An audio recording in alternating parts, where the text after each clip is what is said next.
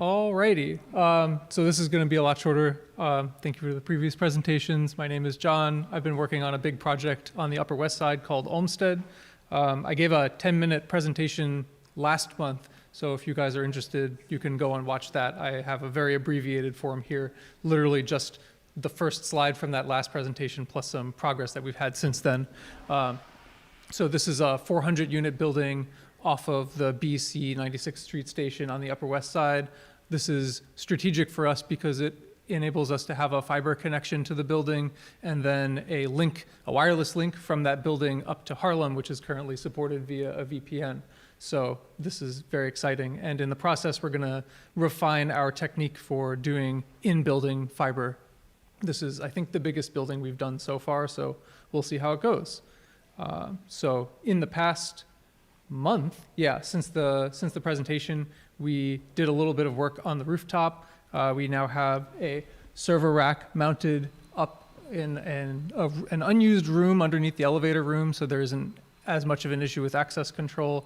That's all good to go. We also started drilling holes between that room and the outside that will run DC power and fiber through.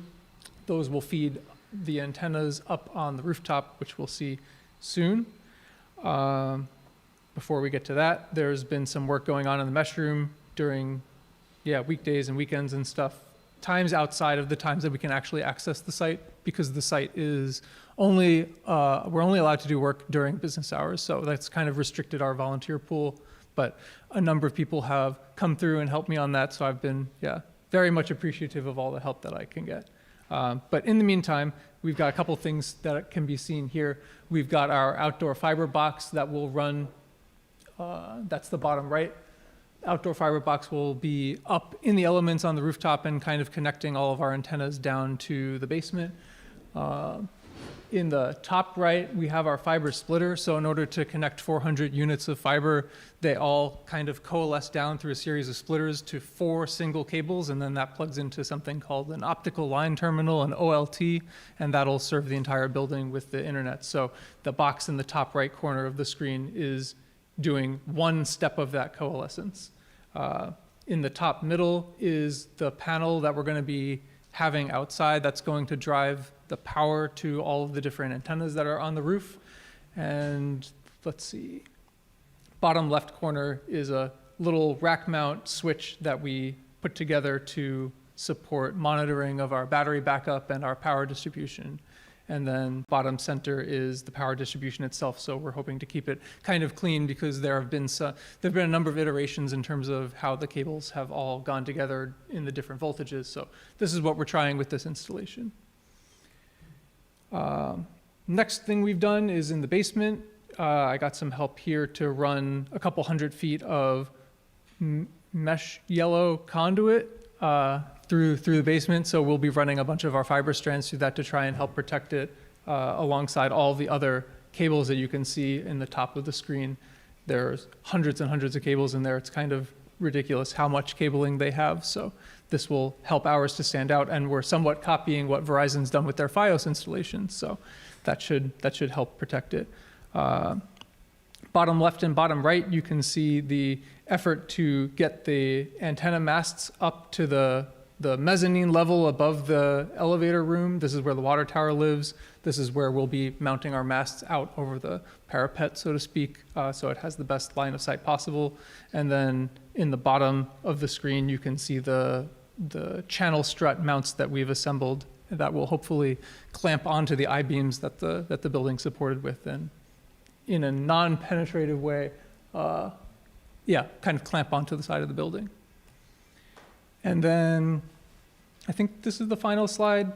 We have done a bunch of configuration in the mesh room. So there was a bit of a wrinkle where the PoE switch that I got, the layer 3 switch, didn't end up supporting the version of OSPF that we wanted that actually enables the mesh to work. So we pulled in a MikroTik CCR 1009 as our core router, so it'll kind of simulate the setups of a bunch of other hubs, such as, I think Vernon has a CCR as the core.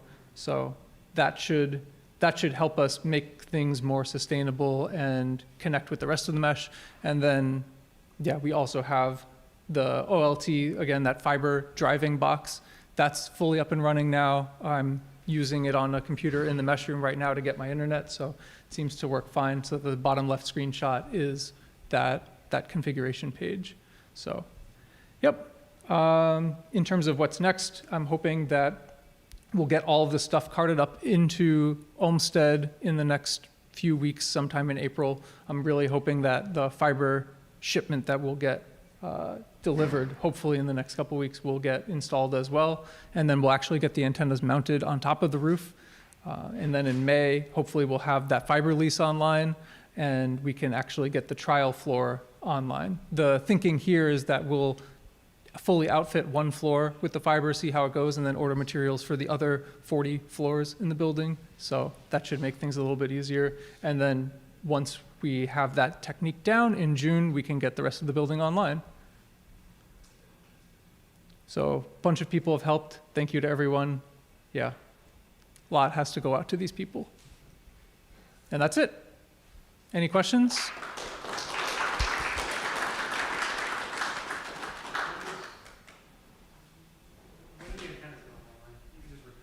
Oh, what? When are the rooftop antennas going online? I'm hoping end of April, beginning of May. Yep. And theoretically, the building can be driven from those antennas, but that'll be a lot slower than the multi-gigabit link that the fiber will provide. Yep. Piotr, you want to go? Really quick, like, what's the most help that you need right now to move along?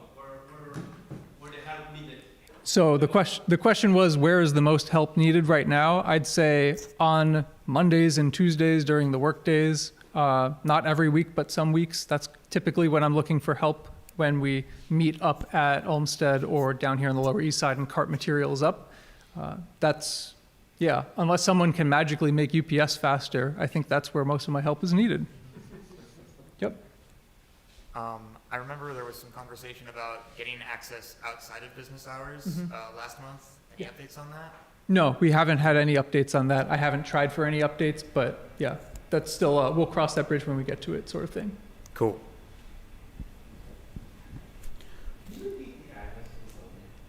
Yeah, the question was what is the address of the building? I don't know if I have it listed down.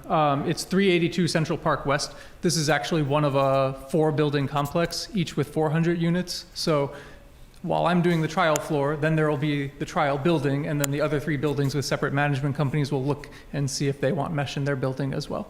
They own the property, so we can actually trench fiber between all the different buildings and make the other buildings a lot easier to get online. Obviously, this being probably the biggest whole building install, from a documentation perspective and sort of process improvement, have you been, you have incredible notes in Slack. Do you need help, or are you working on sort of formalizing some of these processes? I know sort of soup to nuts of acquisition, right, identification, and then install all the way through. Is that something you need help with, or is it something that you've been working on, of just putting together an entire document so that if the next volunteer identifies an opportunity like this and they want to do something similar? I haven't put together documentation yet. I think that's something that I would definitely appreciate help with, or I'll just, write a paper at the end of this. I'm kind of imagining in my mind that I'll have a binder that I'll leave at the site that'll have all the information about the site, and then a PDF version of that could be referenced for other buildings, but I haven't made concrete plans on that yet. Yeah, that's okay. I was just bringing it up because I think it's a topic of conversation it's going around, right? Is a lot around it sort of crosses over into outreach. It crosses into how do we support large buildings, and it also just from an architecture and a physical layer perspective, right? Like the level of, I think even the level of effort that you put into this would be good to estimate, because it's not every single day I see you in the mesh room, you're working on this, which is unbelievable. But it's no small undertaking, so Yeah, it's really that's true. appreciated. And I think there's been some hesitance for volunteers for other projects because of the amount of time they've been seeing put into this. I don't want to scare anyone away. It has been a lot of work, but it's also been very fulfilling work. So yeah, highly recommend it, and I'm happy to help lend a hand if anyone wants to try and take on one of the other buildings, which I think Brian can speak to. We have Belmont, we have Lily House, there's going to be Clinton Hill Co-op, couple other assorted ones. Yeah, like I was saying, I'm getting one inquiry a week for buildings. Well, Inwood Towers was the last one. I got another one today I haven't replied to yet, but Inwood Towers is 4 buildings, and a similar thing, we could do fiber between the buildings. And, you know, Clinton Hill Co-op's where we were today. That's just enormous.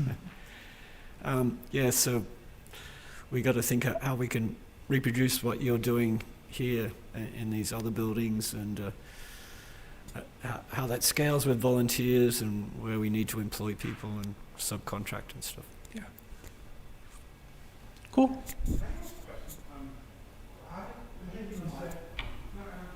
Yeah, I'll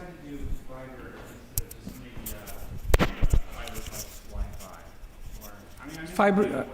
So the question is, how do we decide between fiber or fiber plus Wi-Fi? The fiber is going to be going to every single apartment, so there will be a fiber dropped outside each apartment's door, and then from there they can connect and put a box in their apartment. Yeah. What was the? I'm curious Mhm. because I don't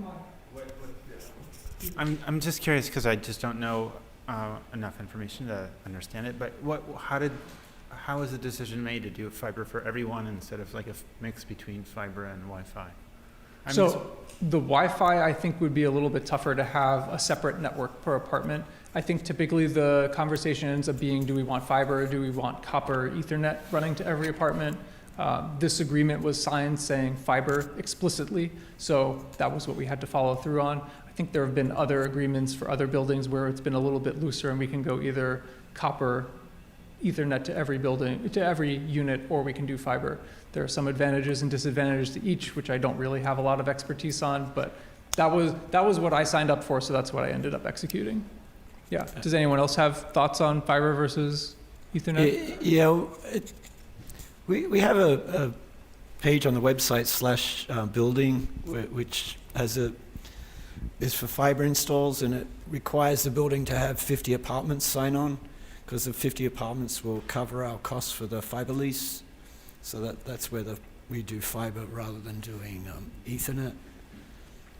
But every building will have an antenna on top, so even the fiber buildings have backup wireless connections.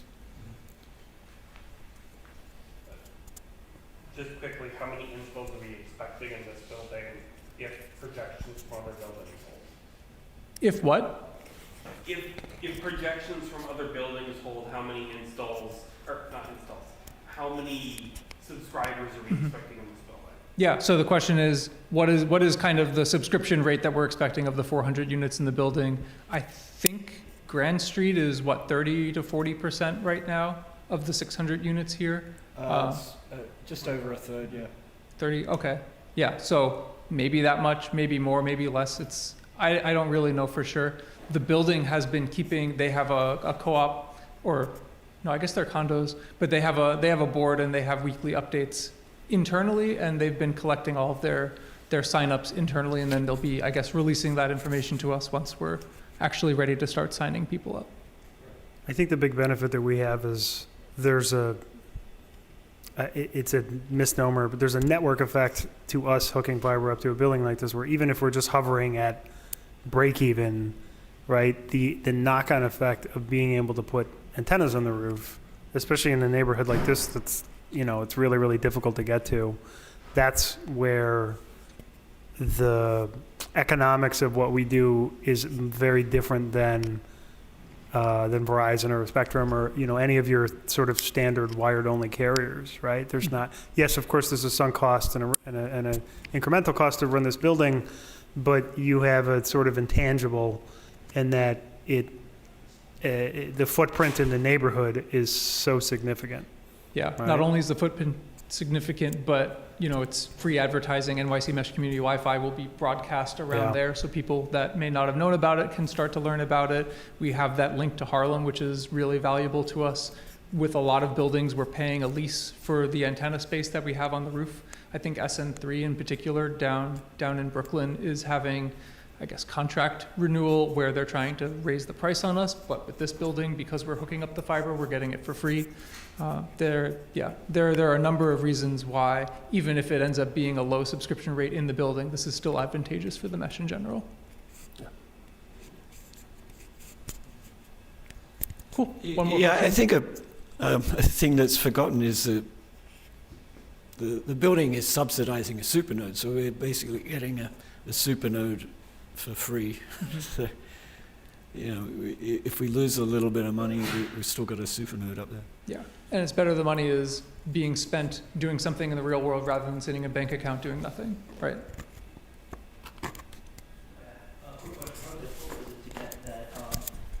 Fiber shielding. Oh, okay. Getting that fiber shielding run through like the risers seemed like pretty tight. I don't know the process. Seemed really This interesting. is the question, how Yeah. difficult? This took us an afternoon, I think. It Okay. actually, the hardest thing was reaching around the water pipes just to actually go up and access it. We'll see how difficult it is once we actually have to pull cable through, because Through these the are empty fiber. right now. Yeah, getting the fiber yeah. through there. Yeah, once the fiber's through, we'll have to see. There's also, so once we get it fed through these pieces of conduit, we actually need to feed it up all 20 floors of each wing of the of the floors. building, and then through another conduit into the hallway. Those are kind of the challenges where I'm anticipating it to be the most, Gotcha. yeah. Okay. Regardless, I imagine it'll be easier than Grand Street to get it through there. I hope yeah. that no matter what happens, it'll be easier than Grand Street, where we were splicing and putting splitters at random points and having a bunch of issues with our first fiber building, I suppose. Trying to fish the fiber through the first sections coming off from the trash chute area was borderline impossible at Oh, times. trash chute area. Yeah. Oh. It's where we ran the conduit up. It worked really well, actually. Oh, really? But yeah, but One of the just, things we have to think about with these buildings is that there's fire code and building code to align with, and at least from the conversation that Brian and I had today with the Clinton Hill Co-op people, they don't want people drilling and putting new conduit into the hallways or into the stairwells. They want it to be kind of out of the way where there's, I guess, already a risk of fire traversing the floors. So the compactor room and the trash chute room is kind of where they're putting us. Gotcha. This building allowed us to reuse the existing conduit. Little known policy in the mesh is new member initiation is you have to crawl through the trash chute to run fiber. I'll never get the smell off. that's how you do after hours work. Is the fiber lease connection to this building and to this site then going to SN10 or? So that's a great question, Oh, which Zach just stepped out of the room, but I think there's going to be a conversation afterwards in terms of how do we want that to end up looking. My understanding is that there's either this concept of a lit fiber where we just have a jack we plug into and they promise us 10 gigabits of Ethernet speed, or they give us a dark fiber that we lease and we get to put whatever connections we want on each end, and we can say it's 10 or 40 or 200 gigabits per second, and it's a flat price for that. So the problem with that is that doesn't go all the way to SN10, which is the 111 8th Avenue Google data center building. That goes to 325 Hudson. So there's going to be a couple extra steps to the process. So yeah, if you're interested in any of that, stick around after this and we're going to be having a conversation about that. Oh, okay. Okay. Maybe an informal discussion after the meeting with a more formal discussion on Thursday.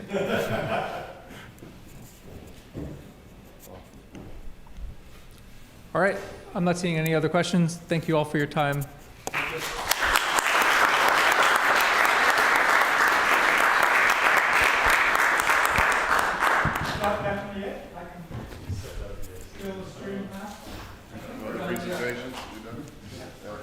I was just asking about the fiber exit. Yeah, okay, cool.